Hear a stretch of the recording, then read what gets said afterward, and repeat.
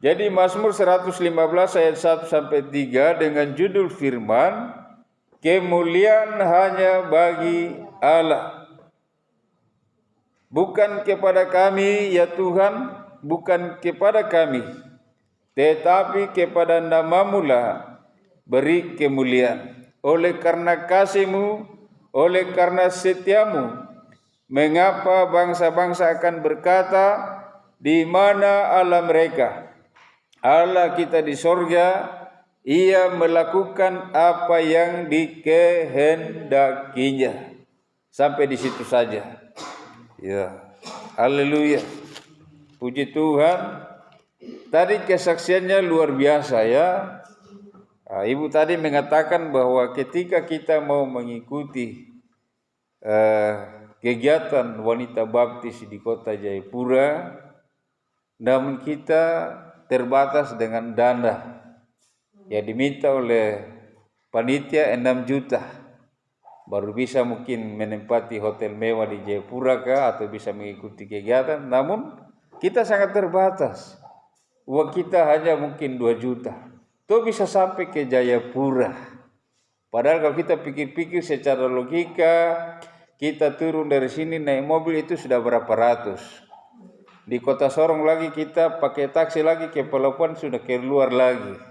Mau masuk pelabuhan lagi, naik kapal lagi, pasti biaya keluar.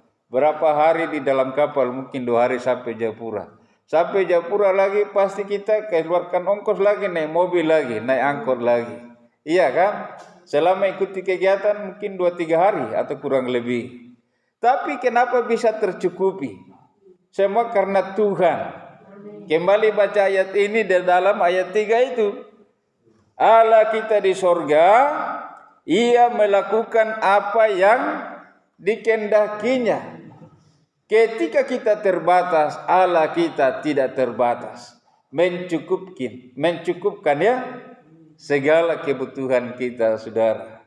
Karena Allah kita Allah terlalu baik, saudara. Allah mengetahui apa yang ada dalam hati pikiran kita. Sebelum keluar di mulut kita, saudara, Allah sudah mengetahui apa yang ada di dalam hati kita.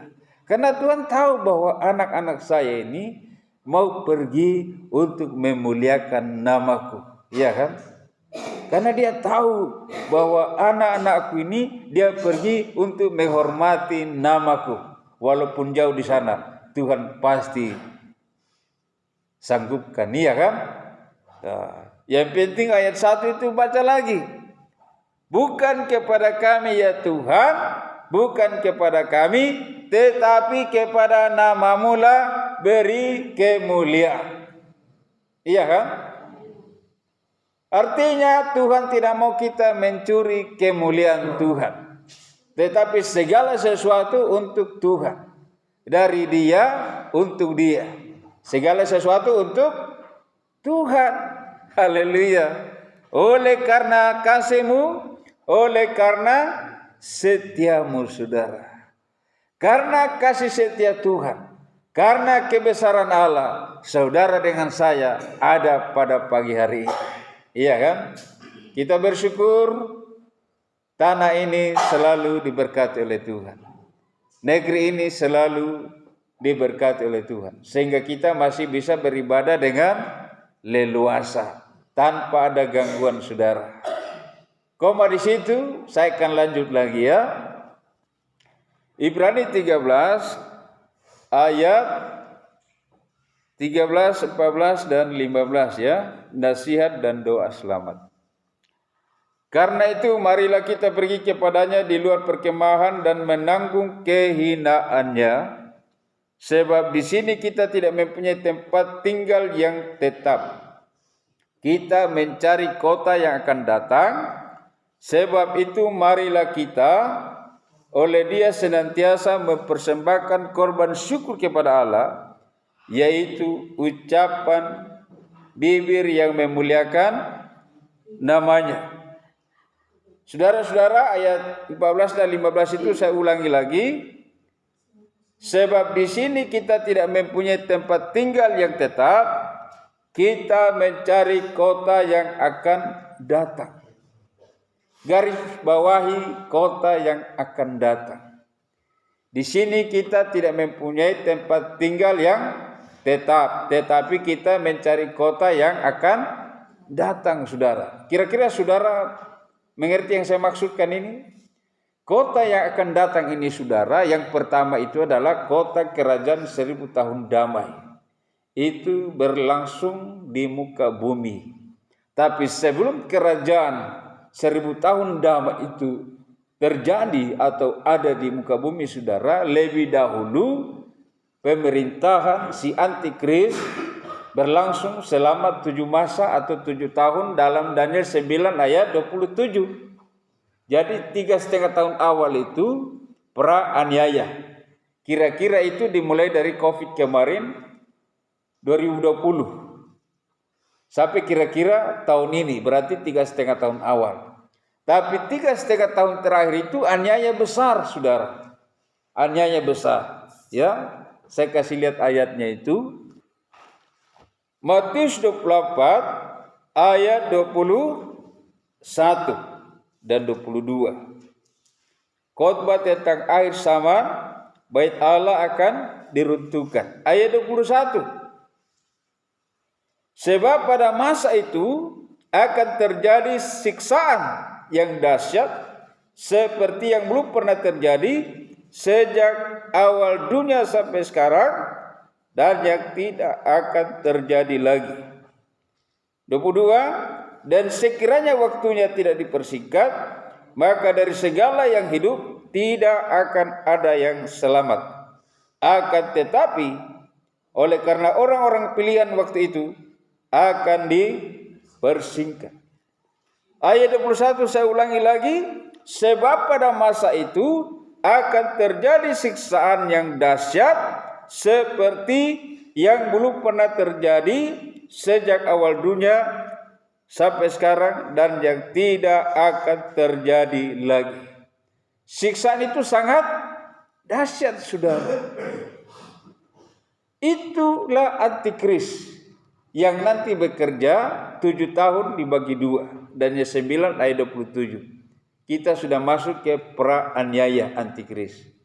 3,5 tahun terakhir itu aniaya besar, saudara. Itu melanda seluruh dunia. Sampai Alkitab menulis dalam kitab Wahyu itu, darah setinggi kekang kuda. Saudara bayangkan itu.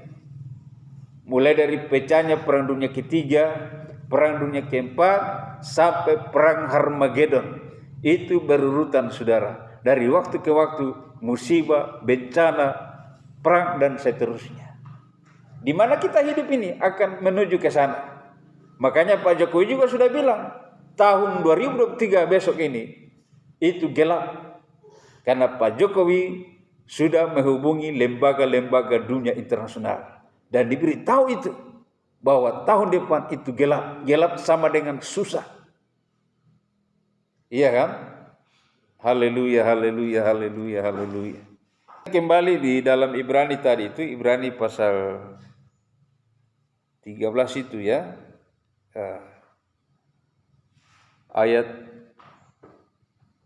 14-15 saya ulangi lagi ya. Sebab di sini kita tidak mempunyai tempat tinggal yang tetap, kita mencari kota yang akan datang.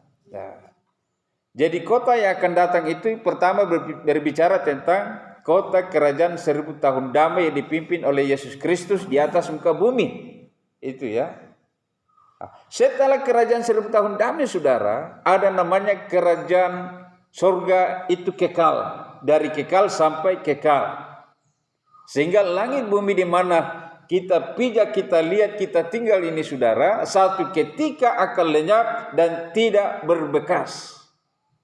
Karena ada langit bumi baru di mana terdapat kebenaran, itulah kota kerajaan Allah yang kekal atau kerajaan surga.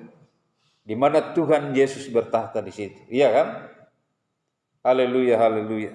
Baca lagi di dalam 2 Petrus pasal 3. Coba kita lihat 2 Petrus pasal 3. Nah, di sini saudara. Haleluya.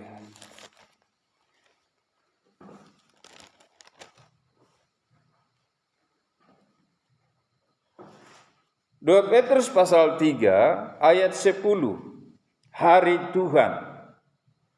Tetapi hari Tuhan akan tiba seperti pencuri.